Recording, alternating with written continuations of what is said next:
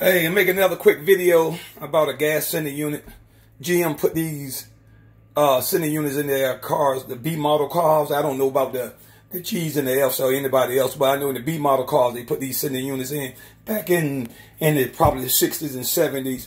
But they're called canister style sending units. They don't have a float arm because the float is on the inside. And the reason why they use the can is because most of the tanks didn't have baffles in it, so that the gas will slosh all around the place. So what they did was design this little can, and with these little holes, you see little holes in the side right here. These holes were filled up. Let gas seep inside the canister, and inside this canister is a round float that goes all the way around, the can. It's about this wide. Sorry about that. It's about this wide. And it goes up and down and measure your gas in the car. So if gas seep in this little hole, and then the float just gonna go up right here to support this gas right here, and and so on and so on and so on. Okay, on the top, I'm sorry, man, camera all over the place. This right here is a return line or a fuel return line or a vent line. Some I read, some people say it's a vent. Some books say it's hold on, let me put this thing down, because I'm all over the camera. I'm just gonna prop it up so you can see what you're doing. Some people say it's a gas return line, but I found out depends on what size of engine you had in your car back in the days. They made a vent line or a return line, but if you can see on the side right here, it just comes out. Let's see right here. My finger's big, I'm sorry, right here.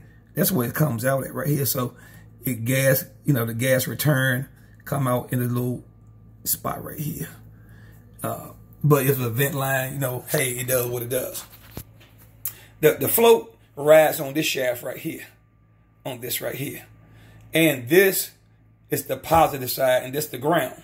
And what happens is a lot of time when these cars sit for a while, the float inside will stick.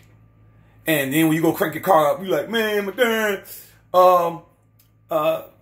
sending unit going bad. Well, I found out that these rarely ever go bad. They rarely go bad because of the way they design inside. It's almost kind of like impossible for it to go bad. Because the hot wire right here, this hot is a rod. Actually, it's like a blade that goes from here, starts inside the canister all the way down to the bottom. So it's about 1 inch wide, stainless steel. I don't know how in the world it can go bad, because you can't break it. So bend it, but you can't break it. But I don't know how they can go bad. So they rarely ever go bad. Then you got your ground. Now this ground wire might break off. But the way they got it welded together, sometimes that's almost. But sometimes this ground wire will break from here. But if your float stick, don't get discouraged, or don't take your sending unit out and throw it away. Because that's what I did the first time, because I didn't know no better. But this is what I found out. Because these units rarely go bad, all you got to do, take it out. You got to take it out, because this is how you fix it.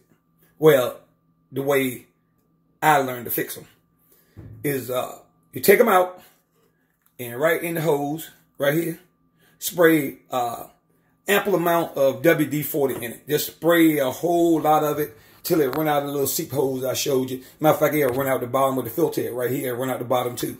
Just spray it all in it. And what you do, when you spray it all in, start shaking. Start shaking it. Shake it back and forth like this. Just shake it, or shake it like you do a soda. I mean, not a soda, but a can of juice or whatever. That's up and down like this. However you want to shake it. Just shake it. And then what you're doing, you're going to release their float. You release the float. See, like this. Heard the float moving.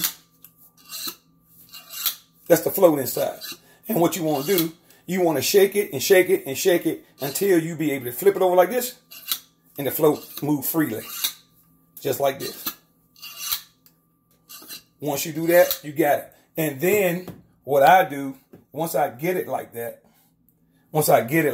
I put more WD-40 in it, shake it, and then I'll wait till the next day before I put it back in. If you ain't got to do that, if you feel comfortable, and then I'll check it the next day. If you check it the next day and she doing right, you're supposed to do, it's guaranteed fixing. I've done 3-4 cars like this, but I just felt like I, show somebody, because the floating arms ain't no good. I mean, you put them in the car and your car just, you can't tell to get a good reading on your car. I mean, on your fuel gauge. So if you can find one of these, go to the junkyard, or somebody got an old, I know they put them in the GM. You go find an old GM gas tank, somebody got one laying around, they don't know no better. So, man, can I have that center unit out? They probably gonna tell you it ain't no good, but take it out anyway.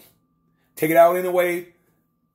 Douse it with WD-40. Do what you got to do. Shake it too. She free up and put it in your tank, and you won't have no problem with your fuel gauge, working like that, because that's what I learned to do. But I hope this helps somebody else, because I bought a couple of sending units aftermarket with the float arm and all that, and never could get nothing right. Matter of fact, it wouldn't even work good with my fuel gauge in the car.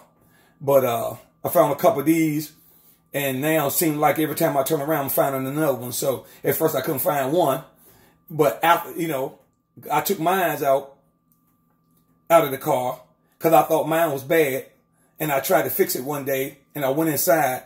And that's another thing I want to tell you. Do not twist this can. Twist this can, you twist that blade. They run all the way down.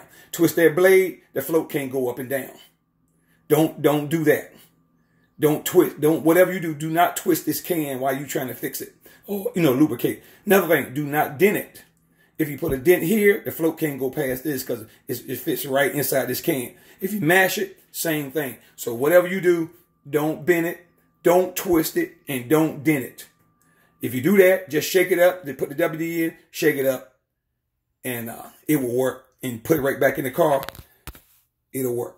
So I hope this helps somebody, because it darn sure helped me.